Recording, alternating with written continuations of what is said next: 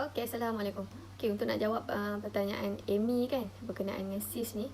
Sis ni syok juga dia punya topik dia tu.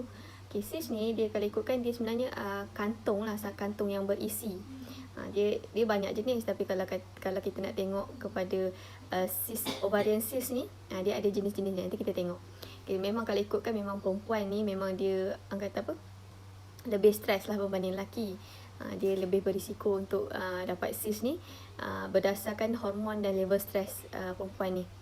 So sebenarnya tubuh badan manusia ni kita tak perlu fikir pun, sebab semua benda dia buat secara automatik.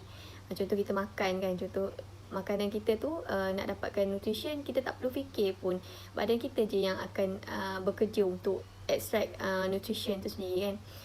Tapi dia macam tu lah, sebab badan kita dia bekerja secara automatik. Dua benda yang kontrol secara automatik ni, yang pertama nervous system kita, yang kedua kita punya hormon lah yang bekerja secara automatik, yang mengawal seluruh aktiviti badan kita. Sebab tu kita kena pastikan kita dalam keadaan rest and digest parasympathetic tu.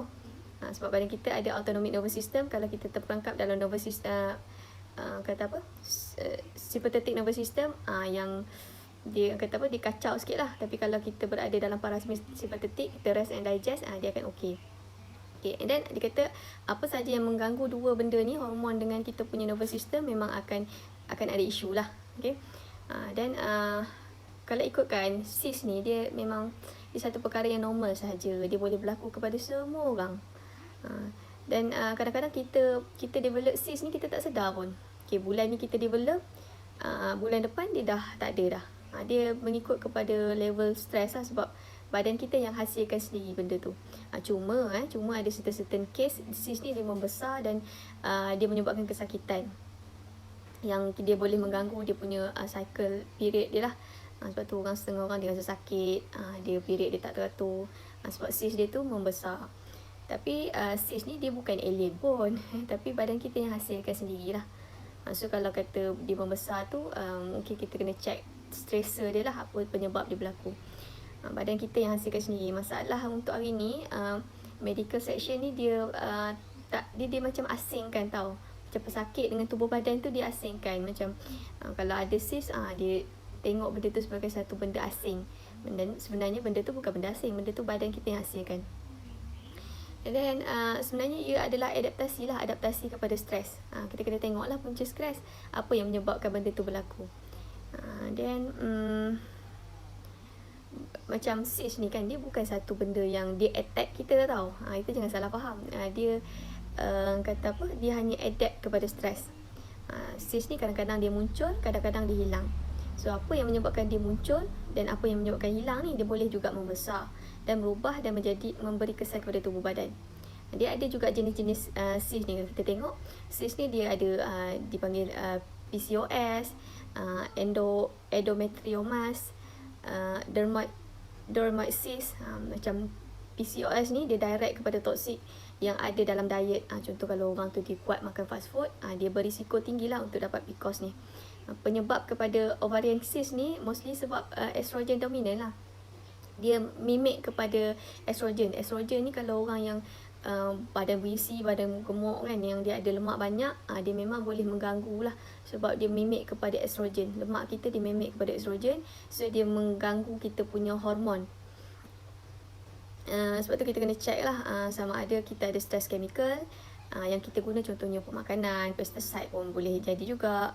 And then chemical yang kita attach dekat kita punya kulit, even kita pakai spray deodorant hari-hari tu pun boleh menyebabkan kita punya hormonal stress juga. Dia mengganggu kita punya endocrine system. Okay, benda-benda chemical yang mengganggu endocrine system memang dia boleh bagi kesan lah. So contohnya bahan pencuci, kalau kita guna terlampau banyak pun dia boleh mengganggu juga. Contoh makanan kan yang kita biasa sebut, 3 makanan yang perlu avoid tu kita avoid lah, macam minyak, tepung, minyak sayur, susu pasteurize. Dia benda ni dia kita kata tak perlu makan lah. Itu benda yang memang dia macam kita tuang minyak dalam api lah. Kalau benda tu dia dah ada, dia memang lagi cepat kata apa, bagi kesan lah. And then sepatutnya kita kena buat test kepada hormonal imbalance ni. Dan kita kena tahu macam apa punca benda tu berlaku, perkara tu berlaku. Dan sebenarnya level hormon kita ni dia fluctuate, dia naik turun. Setiap hari dia berubah. Dia punya hormon kita, level hormon kita berubah bergantung kepada persekitaran kita.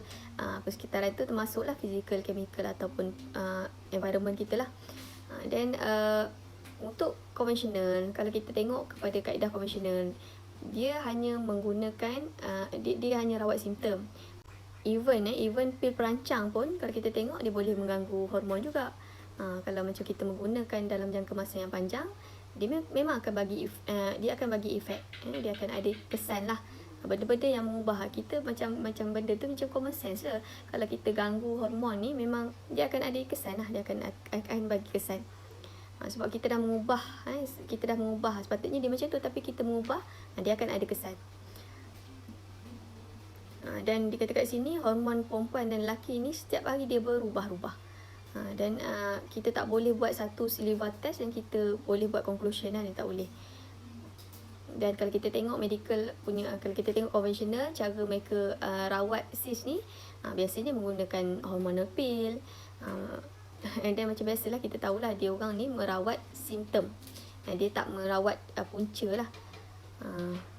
So benda ni memanglah macam tumor, memang boleh buang. Tapi kalau kita tak tengok kenapa badan kita yang hasilkan sendiri, benda tu dia sentiasa berlaku lah. Sebab tu kita kata badan kita ni dia tak boleh nak merawat, kita nak rawat badan kita, kita tak boleh menggunakan synthetic drug saja, kita tak boleh menggunakan surgery saja, kita tak boleh menggunakan chemical saja. Kita kena kata apa, pelbagaikanlah kaedah rawatan kita tu. Termasuklah pemakanan, diet, ubah lifestyle. Banyak lagi kaedah-kaedah yang kita boleh guna untuk kita rawat diri kita. Contoh yang kaedah konvensional antara yang dia gunakan, kaedah yang dia gunakan contohnya myolysis. Myolysis ni menggunakan radio frequency wave. Contohnya dia bakar, kita boleh bakar, kita boleh kat sini disebut sebagai cryomyolysis, kita boleh freeze, kita boleh bekukan, kita boleh buat operation, disebut sebagai hysterectomy. Hysterectomy ni pun reason nama disebut sebagai hysterectomy tu adalah apabila wanita ni sebenarnya dia akan histeri lah kan. Kalau seorang wanita tu dia kena buang rahim, dia memang histeria lah dia. Itulah macam benda ni kalau kita study, lagi banyak kita belajar kata apa, berkenaan dengan tubuh badan kita, fisiologi tubuh badan kita, lagi dia memberi keinsafan lah. Kita boleh fikir balik lah apa yang kita dah buat selama ni pada tubuh badan kita. Dan kalau kita buat something dan dia tak kata apa, tak ikut kepada apa yang kita nak, dan kita menyalahkan kata apa, tubuh badan kita balik, benda tu macam tak adil lah apa kita buat kan. So benda tu kita kena tengok balik betul ke tak apa yang kita buat selama ni.